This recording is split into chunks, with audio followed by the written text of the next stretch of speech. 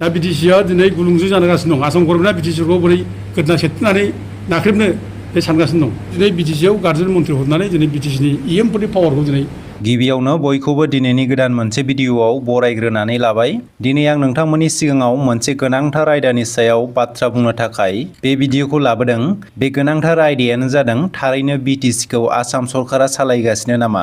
बिटिसिखौ आसाम सरकारा गावसिनि कन्ट्रलाव दोनमारबाय नामा? जायनि थाखाय बिटिसिआव जयन्त मल्ल बरुवाखौ गार्जेन मिनिस्टार हिसाबै दैथायहरदों। नाथाय बिटिसिआव एबा 6 सिड्युलाव गार्जेन मिनिस्टारनि गोनांथि गैया। आसाम सरकारनिफ्राय बिटिसिआव गार्जेन मिनिस्टार दैथायहरनायनि जाहोना मा? बेखौ लानानै दावराव दैख्रेब नार्जारि बिथाङा माखासे गोनां बाथ्राफोरखौ बुंदों। दिनै नोंथांमोननो बेनि सायाव गुवारै फोरमायगोन। बेनिखायनो भिडिअखौ जोबजासिम नायलां। भिडिअखौ जागायजेननायनि सिगां बयनिसिमबो गुरैयै खावलायनाय, आंनि चेनेलाव गोदानब्ला सिगाङावनो साबस्क्राइब खालामनानै लाग्रोदो जाहाथे गोदान आपडेटफोरखौ मोननो हायो। दा गुबै बाथ्राया बेसो, बिटिसिखौ थारैनो आसाम सरकारा सालायबाय नामा? जायनि थाखाय बिटिसिआव आसाम सरकारनिफ्राय गार्जेन मिनिस्टार दैथायहरदों। बिटिसिआव आसाम सरकारनि गार्जेन मिनिस्टार थानायनि थाखाय बिटिसिनि इएम एमसिएलएफोरा गोहो गैयै बायदि जानायखौ नुनो मोनदों। बिटिसिखौ बिटिसिनि इएमफोरानो सालायनांगौ। बिटिसिआव डिसिसनखौ बिटिसिनि इएमफोरानो लानांगौ। नाथाय दायो बिटिसिनि गासैबो डिसिसनखौ आसाम सरकारासो खालामगासिनो। बिटिसिआव आसाम सरकारनिफ्राय दैथायहरजानाय गार्जेन मिनिस्टार थानायनि थाखाय बिटिसिनि इएमफोरा गावसोरनि डिसिसनखौ लानो हायाखै बायदि नुहरदों। बिटिसिआव एबा 6 सिड्युल एरियायाव गार्जेन मिनिस्टारनि गोनांथि गैया। बिटिसिखौ चिफ इएमफोरानो सालायनांगौ। बिटिसिनि डिसिसनखौ बिटिसिआ खालामनांगौ। बिटिसिनि जौगानाय, बिटिसिनि आयेन बायदि खामानिफोरा बिटिसि सरकारजोंनो डिसिसन लाजानाय जानांगौ। नाथाय दा नुनो मोनदों बिटिसिआव आसाम सरकारासो डिसिसन लानानै खामानि मावगासिनो आरो बेखौ आसाम सरकारा गावसिनि कन्ट्रलाव दोननो नाजाखागोन। बिटिसिखौ आसाम सरकारा गावसिनि कन्ट्रलाव लाबोनो हाबाथाय फैबाय थानाय समाव बिटिसिखौ फुलि आसाम सरकारानो सालायनो थांगासिनो। बेखौ लानानै जोंनि दैदेनगिरिफोरा सांग्रां जानो रोङाब्ला जोंनि बर' हारिया गोबां खहा जानो थांगासिनो दं।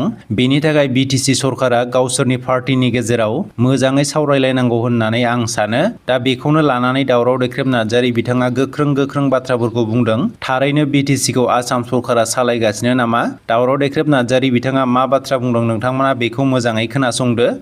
दा बिटिसिआ दिनै गुलुंजों जागासिनो दं। आसाम गभर्नमेन्टआ बिटिसिखौ बोरै गोदना सेबनानै नाख्रेबनो बे सानगासिनो दं। दा दिनै बिटिसिआव माने गार्जेन मिनिस्टार दिनै हरबाय। रावबो बुङाखै, खिन्थु जों गोसो दुखु मोननानै दंगासिनो दं। गार्जेन मन्थ्रि, आसामनि गार्जेन मन्थ्रि बोरै थाफैनांगौ बिटिसिआवलाय? बिटिसिखौथ' बिटिसिनि इएमफ्रानो सालायनांगौ ना। आरो 6 सिड्युल एरियायाव आसामनि खुनु मन्थ्रिया खामानि गैया। बेयाव गार्जेन मन्थ्रि फैनो मोना। डिसिफ्रा खामानि होआ। बेयाव बिटिसि सालायो। दा खिन्थु दिनै बिटिसिआव गार्जेन मन्थ्रि हरनानै दिनै बिटिसिनि इएमफोरनि पावारखौ दिनै हस्ताय खालामनाय जों नुदों आरोखि। इएमफोरनि पावार, बिटिसि पावारखौ दिनै नाख्रेबनो नागिरनाय। प्रमद बर'नि समाव बिदि जादोंमोन आरो सेम माने पलिसिखौ दिनै हाग्रामानि समावबो खालामना दोन।